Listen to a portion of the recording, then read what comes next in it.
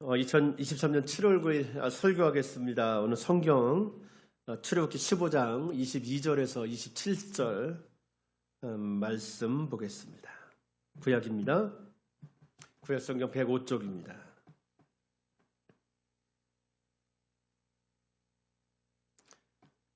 네, 26절까지만 보겠습니다.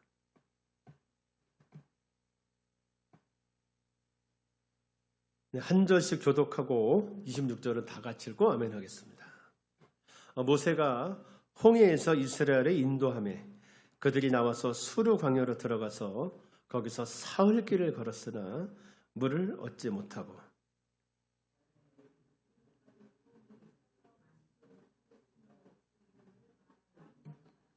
수르 광야의 마라라는 곳에 도착했습니다.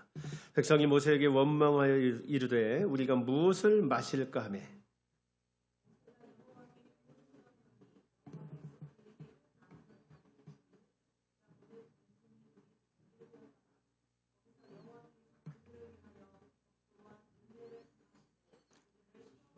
합독하겠습니다. 이르시되 너희가 너희 하나님 나 여호와의 말을 들어 순종하고 내가 보기에 의를 행하며 내 계명에 귀를 기울이며 내 모든 규례를 지키면 내가 애굽 사람에게 내린 모든 질병 중 하나도 너희에게 내리지 아니하리니 나는 너희를 치료하는 여호와임이니라.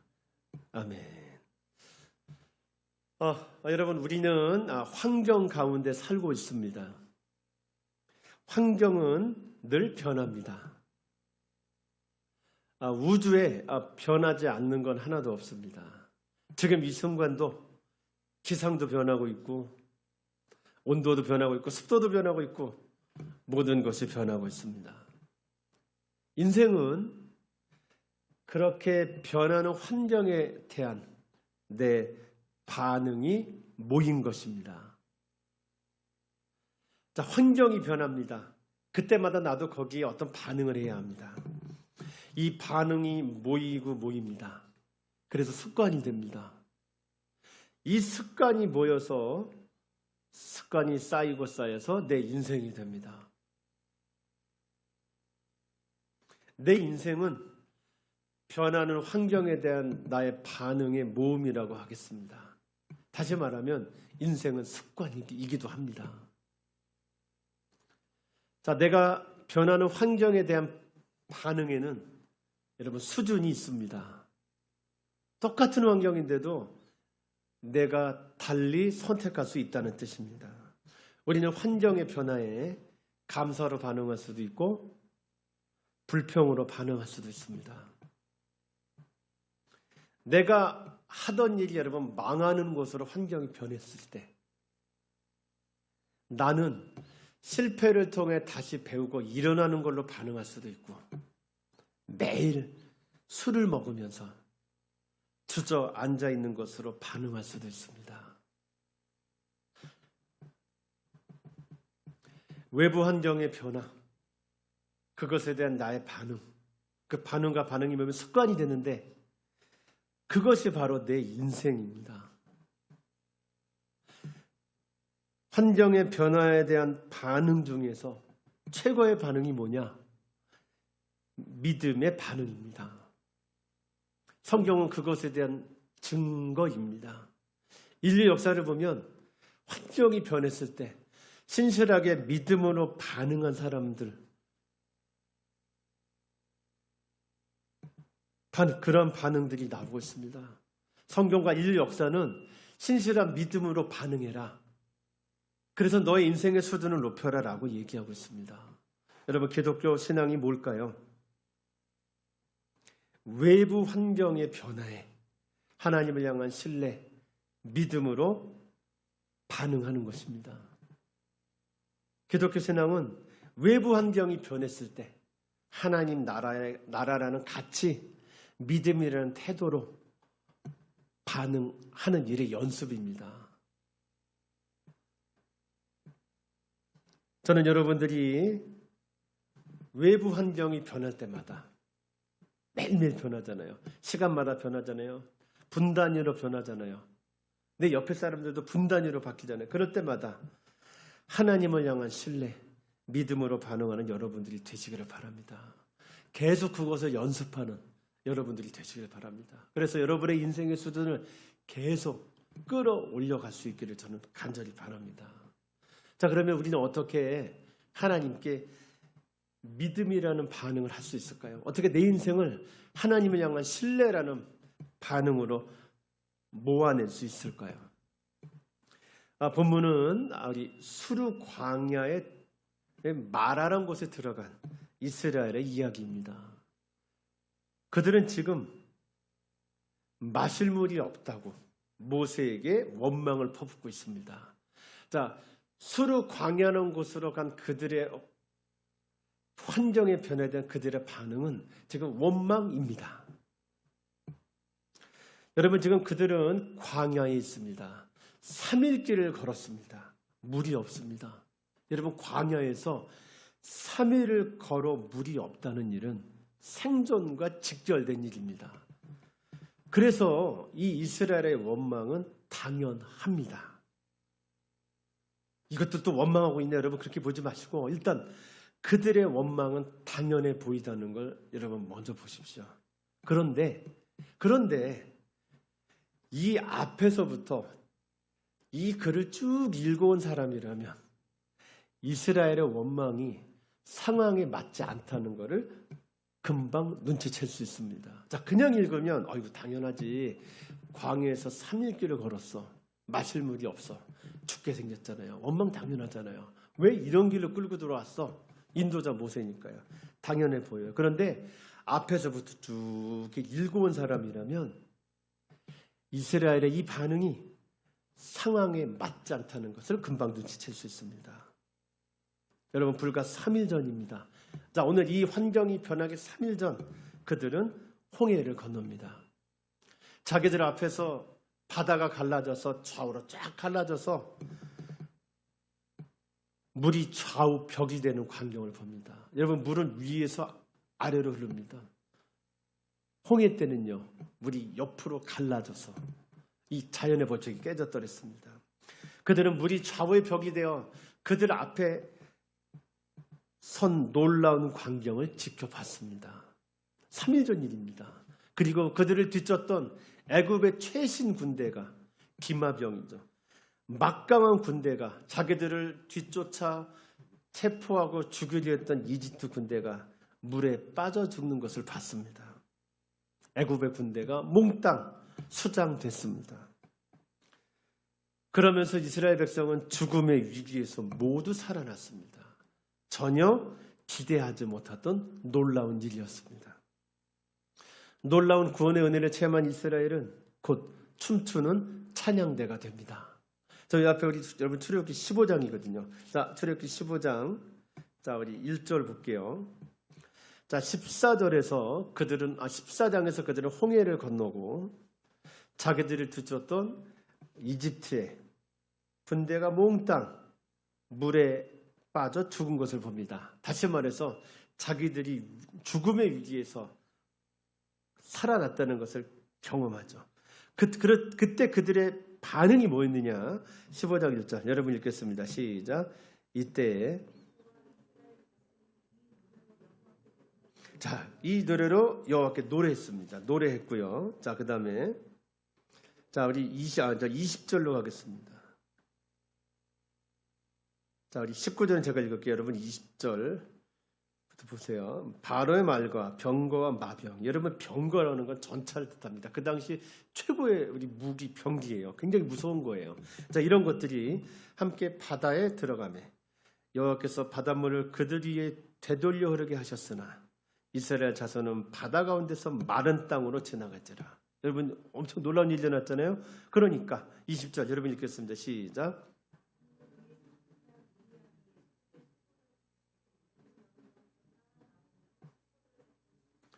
춤추니. 자, 여러분 몇 가지 보겠습니다. 놀라운 구원의 은혜를 경험한 이스라엘은 곧 홍해 사건을 경험하자마자 그들은 춤추는 찬양대가 됩니다. 여러분, 남자만 60만이 되는 집단이 찬양하며 춤췄습니다.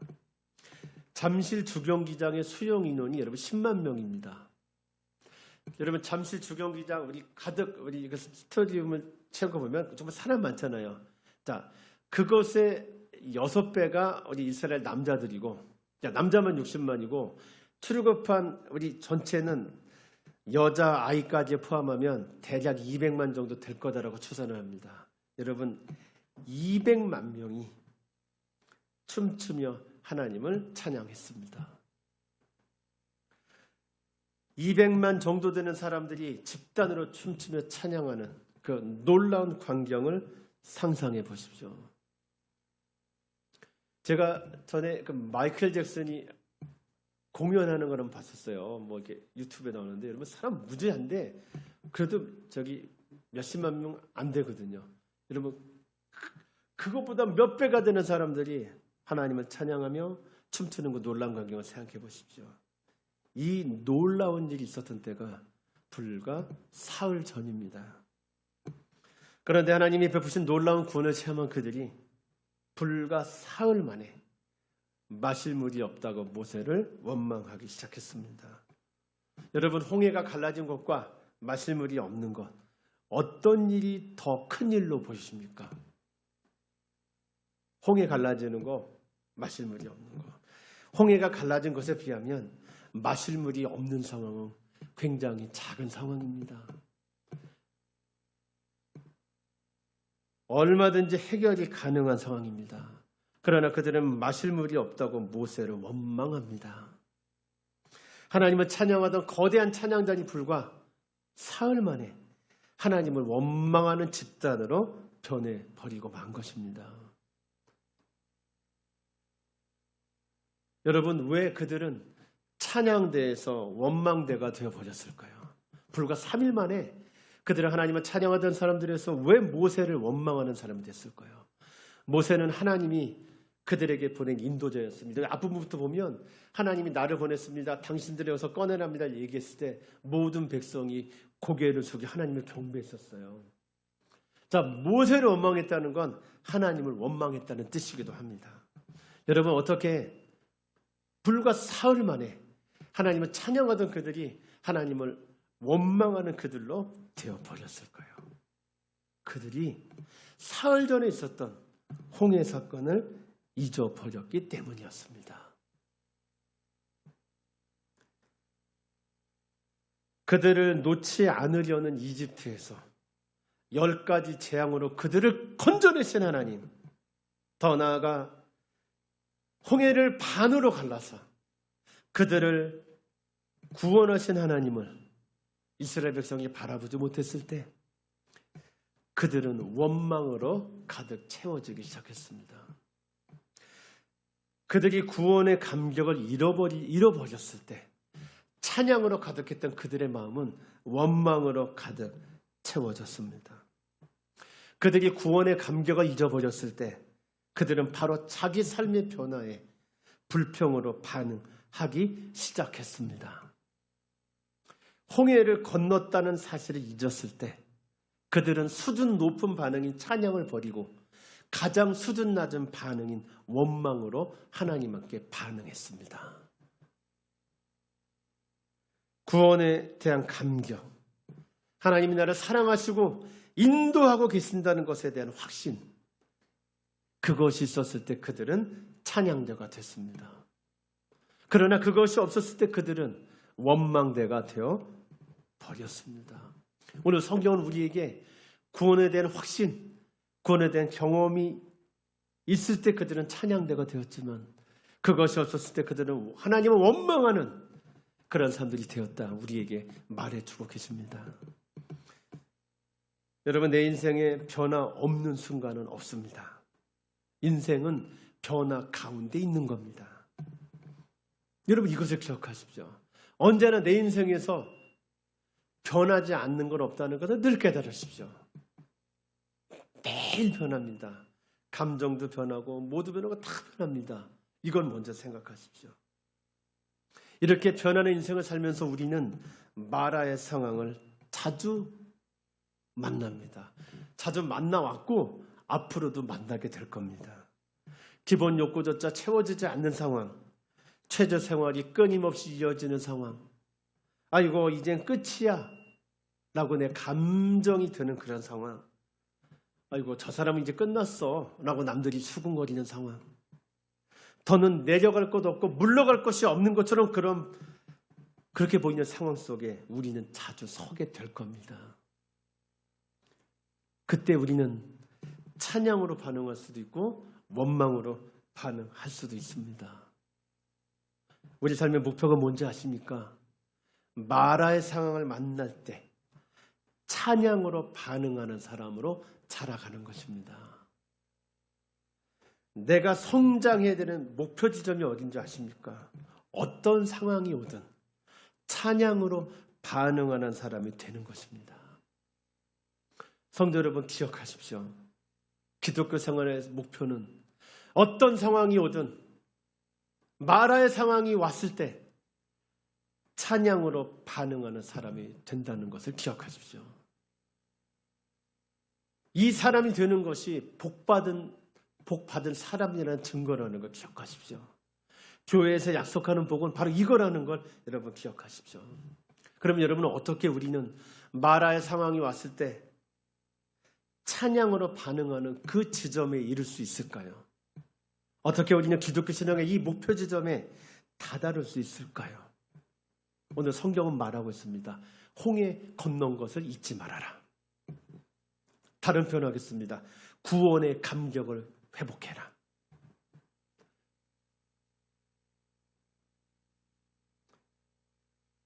우리가 기억하는 신앙의 모델 다윗이 있습니다. 그는 통합 왕국을 이뤘고 국력을 키워 안정을 이뤄낸 사람입니다. 그는 칭송받는 성군이었습니다. 그런 그에게 변화가 찾아옵니다. 그가 넘어진 겁니다. 그는 밧세바와 간음죄를 범합니다. 이를 덮기 위해서 남편 충신 우리아를 파렴치한 방법으로 죽입니다. 다윗은 그렇게 성군에서 폭군이 되어버렸습니다. 하나님은 그에게 선지자 나단을 보내십니다. 그리고 책망하세요. 그러자 다윗은 곧바로 회개로 반응했습니다. 하나님 앞에 간절히 회개했습니다. 다윗은 넘어져 있지만 않았습니다. 자기가 넘어진 자리에서 다시 일어났습니다. 파렴치한 죄인에서 다시 일어나 원래의 자리로 돌아가 하나님의 마음에 합한 사람이 됩니다. 그런 그가 이러한 시를 남깁니다. 시편 51편 10절 12절입니다. 하나님이여 내 속에 깨끗한 마음을 창조하시고 내 안에 정직한 영을 새롭게 하십시오. 나를 주 앞에서 쫓아내지 마시며 주의 성신을 내게서 거두지 마소서. 주의 구원의 즐거움을 내게 회복시키시고 자원하는 심령을 주사 나를 붙드소서. 다윗은 여러분 넘어진 사람이었습니다.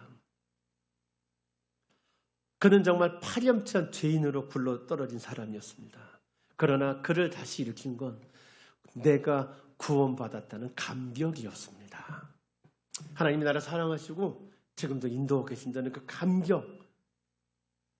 감격이 다윗을 죄에서 일으켰고 다시 그를 하나님의 마음에 합한 사람으로 되돌려 놓았습니다. 성도 여러분, 아직 구원받았다는 감격을 경험하지 못했습니까? 교회는 다니는데 아직 내가 구원받았다는 감격이 없습니까? 하나님께서 그런 당신에게 믿음을 주셔서 구원을 경험하게 해주시기를 바랍니다. 구원을 경험했습니까? 그렇다면 언제나 여러분에게 구원의 확신이 여러분의 중심에 있게 되기를 바랍니다. 우리가 어떠한 환경 속에서도 마라와 같은 상황 속에서도 찬양하는 사람으로 반응할 수 있는 이유는 우리가 홍해 사건을 기억하기 때문입니다. 여러분 이것을 언제나 기억하는 여러분들이 되시기를 축복합니다. 한 사람의 이야기입니다. 그 사람의 중학교 때 집안 형편이 매우 어려워졌습니다. 중학교 1학년인데도 가정교사를 하며 이 집 저 집을 떠돌면서 살아야 했다고 합니다. 그는 그래도 자신이 꽤 똑똑하다고 생각했기에 언젠가는 성공하리라고 믿고 있었습니다. 그러면서 그 어려운 상황을 견뎌냈습니다. 그런데 믿었던 대학 입시에 실패합니다. 엎친 데 덮친 격으로 가세가 더 기울어서 대학교 입시에 실패한 그 무렵부터는 그가 집안 식구들을 몽땅 책임지게 되었습니다.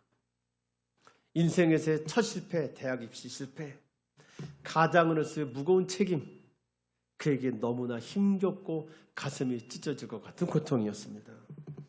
미래가 전혀 보이지 않았습니다. 그는 종종 죽어야겠다고 결심도 하고 때로는 가족 전체와 자살을 시도하기도 했습니다. 그의 인생은 정말 아무런 희망이 없어 보였습니다. 광야에 사흘길을 걸어 갔지만 마실 물이 없었던 이스라엘과 같은 상황이었습니다. 그러던 어느 날 한 사람이 그를 영어 성경 공부 모임에 나오라고 권유합니다. 그는 혹시 이 영어 성경 공부가 인생의 마지막 도움이 될지도 모른다는 생각에 그 모임에 참석합니다. 그런데 그 모임에서 그는 인생의 주인을 발견합니다. 하나님이요. 예수 그리스도의 구원과 복음이 깨달아졌습니다. 구원받은 겁니다. 암흑과 같은 그의 삶에 한 줄기 빛이 짠 하고 나타납니다. 그는 400명 정도 되는 사람 앞에서 간증을 했습니다. 간증이 끝나자 사람들이 와서 이렇게 얘기했대요. 형제요, 당신의 간증은 이상하게 놀라운 감동이 있어요. 만약 형제가 주님께 삶을 드린다면 하나님은 형제를 놀랍게 쓰실 것 같아요. 그런데 왜 전도자로 헌신하지 않죠? 여러 사람이 이 말을 했대요. 그러자 그의 마음속에 말할 수 없는 감동의 물결이 용솟음 칩니다. 쓸모만 없게 느껴졌던 내 인생도 하나님께 쓰일 수 있다는 생각에 감격이 올라왔대요. 그날 일은 그의 인생을 180도 바꾸어 놓았습니다. 그렇게 새로운 삶을 찾은 후 그는 날마다 이런 내용의 찬송가를 즐겨 부릅니다. 그분이 살아계시기에 내 인생의 미래를 만날 수 있네. 그분이 살아계시기 때문에 모든 공포는 사라졌네. 그분이 내 인생의 미래를 붙들고 계시다는 사실을 알기에 그분이 살아계시기 때문에 인생은 살만한 가치가 있는 것. 날마다 하나님을 만난 뒤에 인생의 주인을 발견하는데 날마다 이 찬송을 부르던 청년은 이후 목사가 되어 사람들의 권유대로 왜 전도하는 일에 헌신하지 않아요? 라는 이 사람들의 바람대로 목사가 되어 복음을 전했습니다. 이 청년은 누구냐? 한국의 대표적인 강의 설교가로 90년대에서 2000년 초반까지 복음주의 4인방으로 불리면서 한국 교회에 많은 영향을 끼친 뒤에 2010년 은퇴한 지구촌교회 원로 이동원 목사님의 이야기입니다.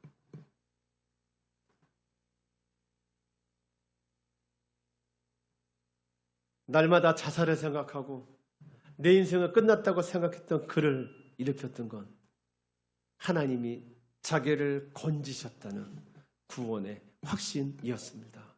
내가 하나님의 은혜로 이집트를 남아서 홍해를 건넜다는 그 사실에 대한 뚜렷한 기억, 그 일을 하나님이 하고 계신다는 확신이었습니다. 아직 구원의 감격을 경험하지 못한 사람이 여기 있습니까? 그렇다면 하나님께서 당신에게 구원의 감격을 주시기를 저는 간절히 바랍니다. 구원의 감격을 경험하신 분이 여기 있습니까? 그렇다면 언제나 내가 구원받았다는 그 구원의 감격이 당신의 마음속에 있게 되기를 소망합니다. 내가 날마다 어떤 상황이 되건 찬양으로 반응할 수 있는 건 바로 이 구원의 감격이기 때문입니다. 성도 여러분, 지금 말할 상황을 지나고 있습니까? 광야를 살길을 걸었는데도 마실 물이 없어서 목이 타 들어갑니까? 죽을 것 같습니까? 그렇다면 가만히 눈을 감으십시오. 그리고 믿음을 가지고 원망을 계속해야 되는 당신에게 속삭이십시오. 너는 홍해를 건너왔잖니. 너는 홍해를 건너왔잖니. 마라의 상황을 지날 때마다, 어떤 상황을 지날 때마다 하나님을 찬양하는 것으로 반응하는, 그래서 하나님의 마음에 합한 사람으로 세워지는 우리 드림교회 성도 여러분들이 되시기를 축복합니다. 당신에게 속삭이십시오. 너는 홍해를 건너왔잖니. 기도하겠습니다.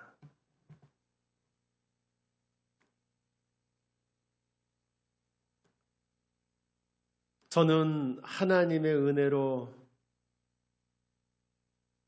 출애굽한 사람입니다. 저는 하나님의 은혜로 홍해를 걸어 많은 땅을 건너온 사람입니다. 저는 지금도 그 하나님의 인도를 받아 가나안으로 가고 있는 하나님의 백성입니다. 하나님, 이 진리를 잊지 않게 해 주시옵소서.